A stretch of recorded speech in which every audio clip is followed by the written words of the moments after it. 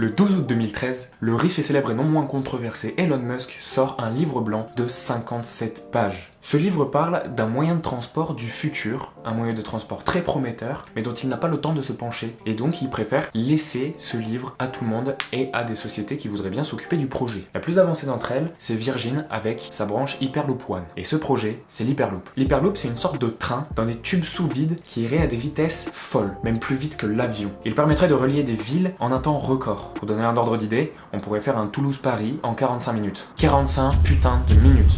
Comment atteindre de si grandes vitesses et pourquoi les trains n'ont pas ces grandes vitesses-là? Les navettes de l'Hyperloop sont mises dans des tubes sous vide, donc on retire l'air et du coup les frottements qu'il y a avec l'air. Il y a un autre frottement qui est enlevé de l'équation, c'est le frottement avec un rail que pourrait avoir un train ordinaire. L'Hyperloop utilise la sustentation magnétique pour légèrement léviter au-dessus de la base du tube. C'est grâce à cela qu'il n'y a aucune résistance avec l'air et qu'on peut atteindre des vitesses folles. On estime pour les premiers entre 1000 et 1200 km/h, mais ce n'est que le début. Alors c'est dommage parce qu'il y avait un site très bien fait il y a quelques années, je n'arrive pas à y avoir accès. C'est un site qui s'appelait Virgin Hyperloop One où on pouvait du coup faire des simulations de déplacement entre des villes qu'on mettait partout dans le monde pour avoir à peu près les temps. C'était très impressionnant, on avait même les comparatifs entre les avions, les voitures et le train normal et c'était très impressionnant. C'est là d'ailleurs que j'ai pu tester le Paris-Toulouse en 45 minutes. On pourrait se demander alors quels sont les risques de ce moyen de transport, est-il vraiment si intéressant d'aller à de telles vitesses ou n'est-ce pas totalement dangereux?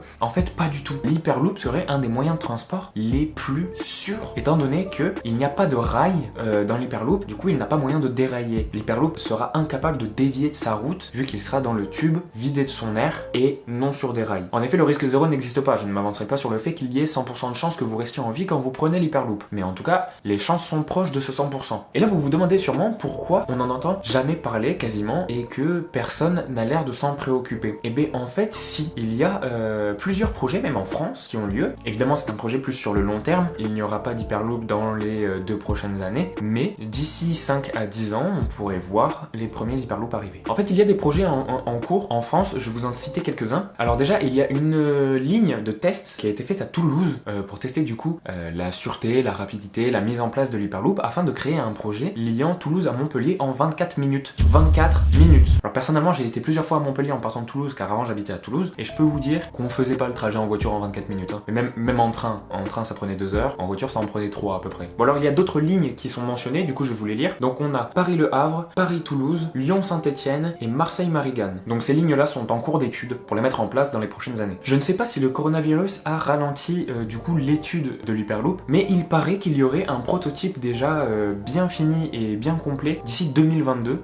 et c'est pas si loin. Selon Virgin Hyperloop One, on aurait une homologation de l'Europe d'ici 2025 pour l'Hyperloop. En tout cas, avant 2025, il n'y aura aucun trajet commercial. On ne pourra pas y aller en tant qu'individu dans l'Hyperloop et c'est même pas sûr qu'ils seront construits. Et justement, selon les prévisions, les premières lignes commerciales pourraient arriver d'ici 2030, ce qui n'est pas si loin que ça quand on y réfléchit par rapport au gain de vitesse que ça va prendre. J'ai vraiment hâte d'y être. Mais là, je vous vois venir avec vos étoiles dans les yeux, où vous allez me dire que je vous vends du rêve, que je vous vends quelque chose que vous n'apprendrez jamais, que à aucun moment vous allez pouvoir rentrer dans ce genre de navette. Donc vous allez tous vous dire évidemment, et je vous vois venir, que ça va être un transport de riches, que les premiers billets coûteront la peau du cul, que c'est un peu comme tout, ça va arriver extrêmement cher et que il va falloir des dizaines et des dizaines d'années pour pouvoir avoir un prix décent. Vous avez tort. En fait, l'Hyperloop, à l'inverse du train, marcherait plus comme un métro. Ça irait tellement vite et il y aurait tellement de navettes en circulation qu'il suffirait juste comme un métro d'y s'y pointer, d'attendre peut-être 10 minutes grand max, de prendre sa navette et 45 minutes plus tard, vous partez de Toulouse et vous arrivez à Paris. Et cela, ça a quoi à voir avec le prix? Ça a à voir qu'il y a beaucoup plus de trajets que le train. Mais également, si vous m'avez suivi, les tubes sont sous vide et les navettes ne touchent pas le sol. Il y a très peu d'entretien à faire et il est totalement autonome cet Hyperloop. Et qui dit autonome veut dire très peu d'entretien. Puis également, l'énergie utilisée, ce seraient les panneaux solaires qui seraient fixés en haut des tubes pour capter les rayons du soleil et pouvoir alimenter l'Hyperloop. Je n'ai pas besoin de vous rappeler que cette énergie solaire est en effet illimitée et très propre et du coup gratuite. Donc la quasi-totalité de l'énergie que demandera l'Hyperloop sera totalement saine. On parle des meilleurs moyens de transport souvent pas très copain avec l'écologie. On parle d'un moyen de transport quasiment totalement écologique à des vitesses records pouvant battre n'importe lesquels des moyens de transport actuels. Donc en fait il faudrait vraiment voir l'Hyperloop comme un espèce de réseau de métro interville. Au lieu d'avoir des réseaux de métro comme les lignes parisiennes de la RATP par exemple, eh bien on aurait une énorme ligne de métro française. En gros, c'est un peu ça, mais avec un métro ultra rapide. Je vais vous donner mon exemple. Tous les matins, je me lève pour aller en cours, quand on n'est pas confiné évidemment, et je mets à peu près 1 heure d'aller de Noisy-le-Grand, là où j'habite, jusqu'à Saint-Denis, là où est ma fac. Environ 1 heure, ça peut prendre 50 minutes comme 1h10, en fonction des timings où quand j'arrive, si je dois attendre le prochain métro ou pas. Dites-vous qu'en 1 heure, avec l'Hyperloop, vous traversez la France. Vous traversez pas la France en large, vous la traversez en long. Le cofondateur de Hyperloop Transportation, une autre compagnie qui s'occupe de l'Hyperloop et qui a repris le projet, a déclaré que l'Hyperloop pouvait être totalement indépendant des aides de l'État pour fonctionner, contrairement aux autres moyens de transport conventionnels comme le métro, l'avion ou le train. Parce que grâce à ce modèle économique qui n'a pas besoin d'entretien ni d'énergie payante, l'Hyperloop pourrait être rentable en 8 à 10 ans, toujours selon cette personne. J'ai sous les yeux un exemple de prix du billet selon encore Hyperloop Transportation Technology. Le prix du billet entre San Francisco et Los Angeles, donc environ 700 km, fait en 36 minutes, coûterait à peu près 27 € au lancement de l'Hyperloop. Vous avez devant vous le moyen de transport le plus rapide, l'un des moins dangereux, l'un des plus écologiques et l'un des moins chers, l'un des plus économiques. J'ai rien d'autre à dire, prenez juste ces informations et réfléchissez-y. Bon, comme vous pouvez le voir, je suis très enthousiaste à l'idée de pouvoir un jour me transporter avec l'Hyperloop. En effet, ça fait des années que je connais ce projet, au moins 2-3 ans, et que j'attends avec impatience. En fait, ce serait dommage que ce projet n'arrive pas à terme, étant donné que ce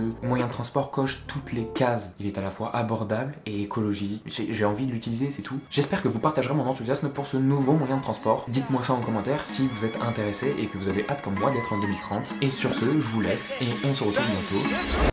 Du moins, je l'espère.